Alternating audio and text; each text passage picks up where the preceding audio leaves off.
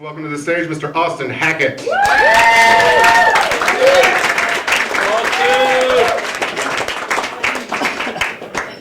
Thank you.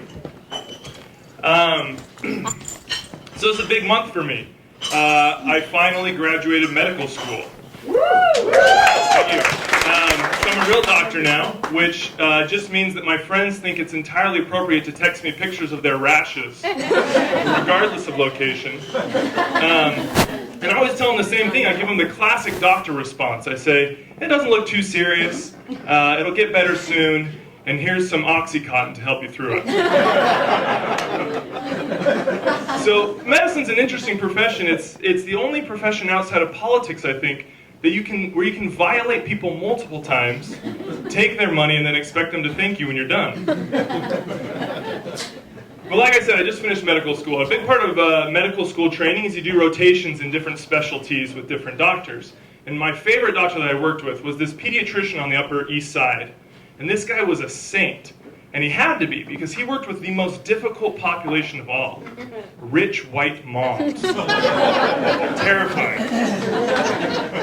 So not only did these moms not vaccinate their kids so they get all the old diseases, but then they invent a bunch of new diseases they want you to treat on top of that.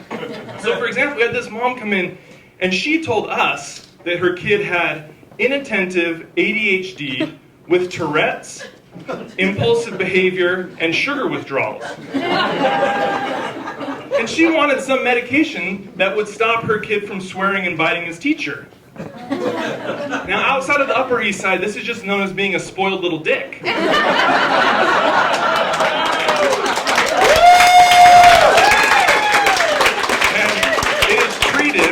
it is treated by those who he angers. With no medical intervention, but not on Park Avenue. But I get that. I mean, they love their kids, they want to pamper them, but that makes the vaccine thing all the more confusing. And on top of that, this seems to be uniquely a problem in wealthy white populations. It's like there's a direct correlation between Tesla ownership and the measles. So, if you're not up to date on your shots, you need to avoid these people at all costs. That means no U2 concerts, no Whole Foods, and anything at the Met Opera House is strictly off limits. But I think I know what the problem is. It's these celebrity bloggers online. They put a couple of scientific-sounding words in their articles, and then you believe any of the health advice they give you. So they're the real enemy here. So you have oncologists who fight cancer, you have cardiologists who fight heart disease, then you have pediatricians who fight Jenny McCarthy. I mean, who are you going to trust? A board-certified physician or the former host of Singled Out? And it really shouldn't be a toss-up, but it is.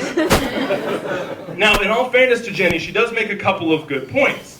One of her main arguments against vaccinations is this. She says, back in the 1980s, kids only got 4 vaccines.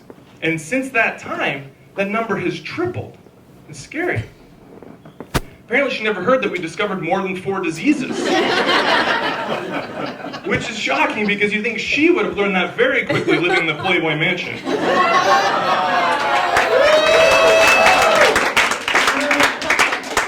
that was the first half of my pediatrics rotation. The second half I spent with this wonderful woman who is a world expert on early childhood development.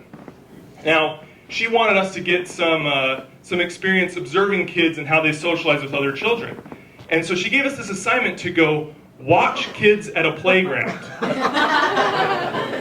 Now I thought this would be particularly challenging for me. I couldn't just, explain to the mothers that I was going to stare at their kids for the next hour. So I prepared. I got some dark sunglasses, got a magazine, sat down at a bench, and I pretended to read while I watched the children above the edge of the magazine and took notes. Now, to add to the sex offender starters kit, I also had a mustache at the time. That's true. I did think, though, that the binoculars would be pushing my luck, so I left those out. And in the end, though, pediatrics was very interesting. I decided not to pursue that path, but I'll always remember the 3 lessons that I learned. Vaccinate your kids, don't believe the bloggers, and spying on children is way easier than you think it would be. Thank you.